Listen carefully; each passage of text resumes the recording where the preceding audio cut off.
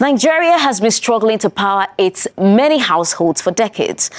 While load shedding and power cuts have become a norm in Africa's largest economy, billions of naira has been invested in the power sector without any headway.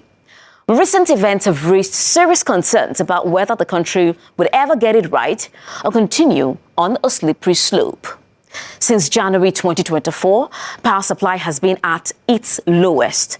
Minister of Power Adebayo Adelabo has openly expressed frustration about the situation and threatened to revoke the licenses of some power distribution companies. In the story, Just Nigeria's Wale Fakede scratches beyond the social media commentaries to understand the politics of Nigeria's power sector. We have dilapidated infrastructure. I think the weakest point will be the distribution. An essential service made almost a mystery by a mixed bag of challenges. The cost of running this industry is a huge burden. Consequences of its shortcomings even graver. Despite name changes and unbundling, the status quo remains. Darkness and despair for many Nigerians. It's Nigeria's power sector, the seemingly plagued sector. The power quality is not even so good, hence so many generators everywhere. May I apologize to them that, of course, we as operators have not served them well enough. With its vast energy resources, Nigeria continues to grapple with providing reliable electricity to its over 200 million citizens.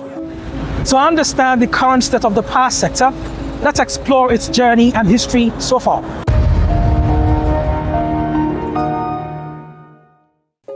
The National Electric Power Authority, NEPA, was the government-owned entity responsible for power. NEPA faced numerous challenges, including inefficiencies and widespread power outages. In 2005, NEPA was rebranded as the Power Holding Company of Nigeria, PHTN, to address these issues, yet the challenges persisted. So, cue in privatization.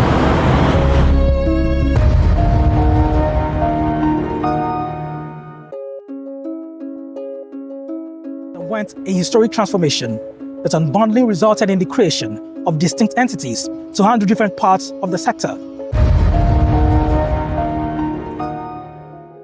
Power generating companies known as GenCos were created to focus on electricity production. These companies own and operate power plants utilizing various sources such as gas and hydro to generate electricity. There are currently more than 20 GenCos in Nigeria. All are privately owned, aside the Niger Delta Power Holding Company operated by Nigeria's federal government. TCN is responsible for maintaining and operating the transmission infrastructure and the national grid. This includes the high voltage transmission lines and substations, which transport power from the generating companies to the distribution companies. The TCN is owned by the federal government. Now this is where it gets a bit tricky. NBET is owned by the TCN and by extension, the federal government. NBET's primary function is to purchase power from the generating companies and sell to the distribution companies. They are basically the middleman between GenCos and DisCos using the TCN infrastructure. Also known as DisCos, these companies are responsible for distributing electricity bought from NBET to end users like you and I. They operate the distribution networks, including transformers, distribution lines, meters, and bill consumers for electricity use. There are 11 DisCos in Nigeria, all privately owned. That's the summary of the power value chain in Nigeria. But why is there still no light? 75% of our power generated today is from thermal plants, and they use gas as raw materials. Simply put, one of the major reasons for erratic power supply across the country is the shortage of gas to power these plants. But this is where it gets a bit complicated. Now, due to the unification of the exchange rate markets, the price of gas has skyrocketed. To break even, the GenCos would have to increase their tariff, a cost that would be transferred to Nigerians by the DisCos. To stop this from happening, government has been subsidizing gas payments to the GenCos through NBET. Remember them?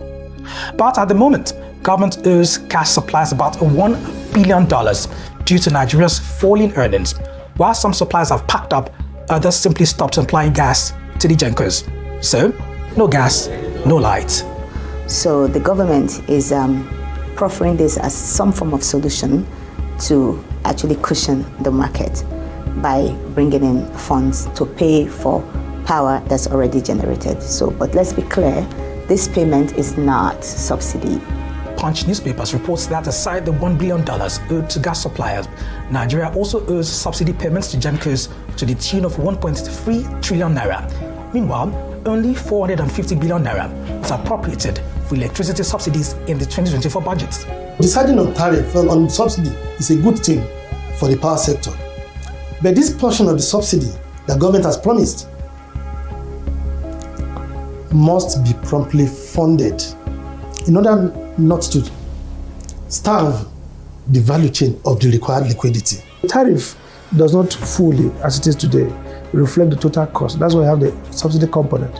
But again, one can argue that the quality of service consumers receive in terms of quality, reliability, the amount of hours they have electricity, from that context, maybe customers can claim that they are actually paying more than they ought to pay.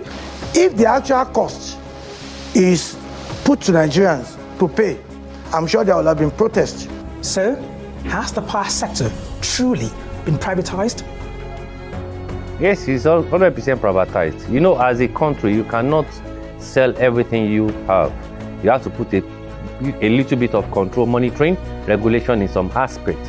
So that's why the TCNC has to be government-owned. While the power sector was privatized over 10 years ago, the fact that the government still controls gas supply, there's lack of infrastructure and low investments. These are some of the hurdles that still hinders the full realization of privatization in the Nigerian power sector. There are even more challenges and reasons for power outages. Outdated infrastructure, insufficient capacity and inadequate maintenance affect the transmission network, leading to power losses during transmission.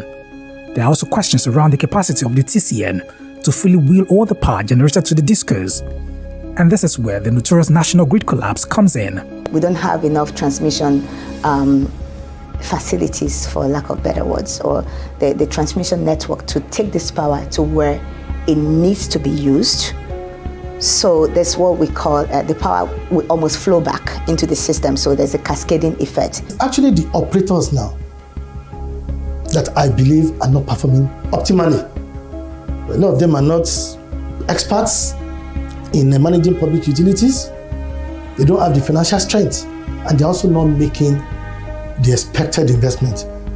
Now, they signed an agreement with the government of President Goodluck Jonathan, who also meant well, but at the end of the day, the government did not keep their own side of the agreement. Although the privatized electricity markets are set up in the Electricity Act, the minister cannot revoke licenses. Licenses are, granted by the regulator, and the regulator is the one who can revoke them after due process. Efforts to get comments from the TCN met a brick wall. Electricity generated in Nigeria has ebbed between 1,000 megawatts and 4,000 megawatts since the sector was privatized. Under the Siemens agreements, the Nigerian government, through the Federal Government of Nigeria Power Company, an entity created solely for this purpose, aims to boost power generation to 25,000 megawatts. The plan, as implemented, doesn't show a good prospect of fundamentally solving the problem of the energy sector. Not at all. I mean, on paper, maybe it looks better than implemented, but so far, so bad. The lasting solution for Nigeria to have a sustainable, extensible to other countries power solution is very simple. Combine it hybrid and provide the corridor. Remove all the dilapidated transmission equipment on the part of the last mile for the consumer. Have hybrid. By embracing strategies such as decentralization efforts, exploring renewable solutions from waste to energy to small-scale hydro or solar where feasible. These are some of the pathways that offer promising avenues to addressing or achieving reliable and sustainable power supply across the nation. As Nigeria navigates the politics of power generation, it is clear that a comprehensive and sustainable approach is needed to provide adequate and reliable electricity for all Nigerians. This requires concerted efforts, value collaboration between stakeholders, and effective governance to flip the tide and turn on the light in homes and industries across Nigeria, a panacea for economic growth and all-round boost to the national GDP. Wale Fakile, Just Nigeria.